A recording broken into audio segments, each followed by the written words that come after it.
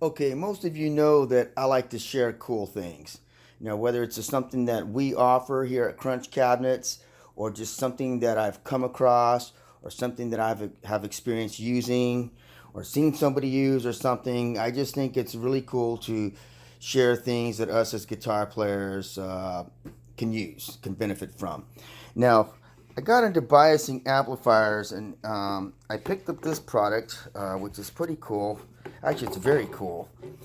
So it's by Eurotubes, and what you do is you plug it into your tube socket, and then your tube plugs into that. So here's the tube right here, and here's the actual socket, and this is like just a piece that goes between the two.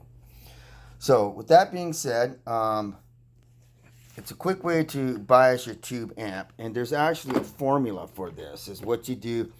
Okay, so for like an EL34, they're 25 watts.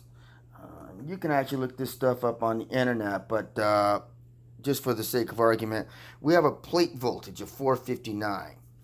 So and, the tubes are 25 watts.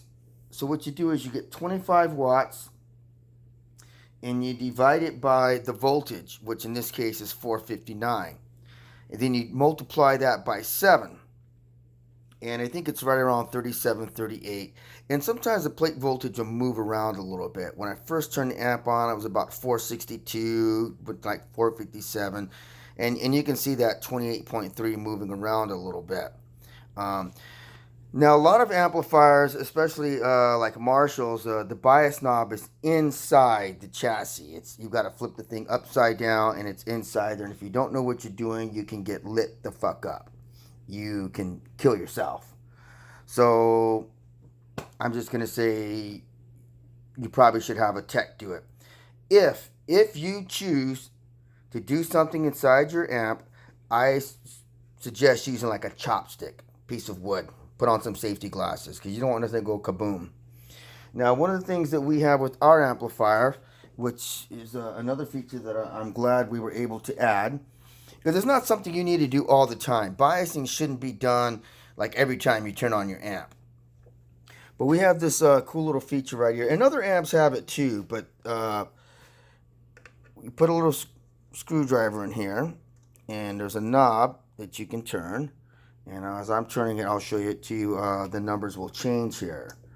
So okay, I'm trying to turn this. There we go. Okay, so it got lower, so it's getting colder. So I want to get this thing up to about 37.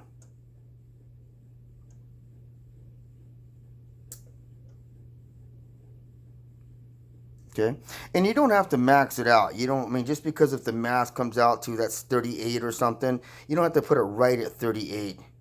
So in this case, and I don't have a separate calculator, but you would take 25 divided by 454, multiply it by 7, and that's what this top number should be. And I'm in the ballpark right now. So just another cool feature. One of the things that we have with our amp head that's pretty nice, so you don't have to stick your fingers inside there and risk killing yourself. Another thing you want to do is you want to make sure you have a speaker attached. You don't ever want to turn your amp head on without having a load onto it. Okay, so there's one of the cool things.